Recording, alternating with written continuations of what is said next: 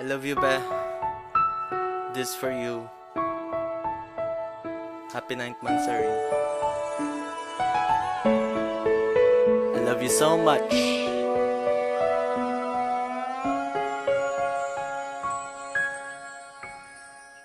Para sa muting reyna na aking nakilala, babaeng kala ko'y dati di ko makukuha. Ngayon hindi makapaniwala sa aking nakikita. Isang babae na mahal ako at wala nang iba. Pero dito nagsimula ang aming munting istorya. Ang lalaki nasa Pinas at ang babae nasa Irlanda. Gumawa ng paraan para siya lubos na makilala. Lumipad sa mga ulap para siya'y aking makita.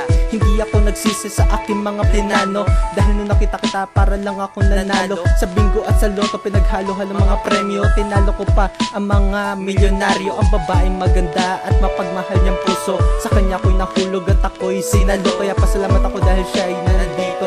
Ngayon alam ko na kumpleto ng aking mundo. The best love is the kind that awakens the soul and makes us reach more.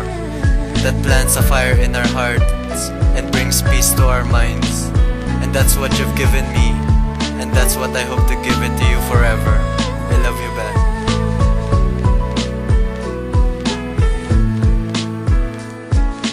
Gagawin ko lahat para ika'y manatili sa buhay ko. Ikaw ang kailangan ko, hindi ibang babae. Ikaw ang nagbibigay ng kulay sa mga imahe. Ikaw ang reyna ko at ako ang iyong hari. Pagdating ng panahon na ako'y ikakasal, ikaw ang inaasahan ko na makita sa altar. Walang iba babae, ikaw lang ang minamahal. Umaasa madagdagan na pangalan mo at maging salasa. Ang babaeng binuo ang aking buong mundo. Ang babaeng humahawak sa nag-iisa kong puso. Ang babaeng nagparamdam ng totoong pagmamahal. Ang babaeng nag-iba ng takbo ng aking buhay. Kaya Jeremy Gonzalvo, may tanong ako sa'yo. Masyado ba maaga pero ikaw lang ang mahal ko? Papayag ka bang makasama ko pang habang buhay to? Wala nang iba, ikaw lang ang minamahal ko.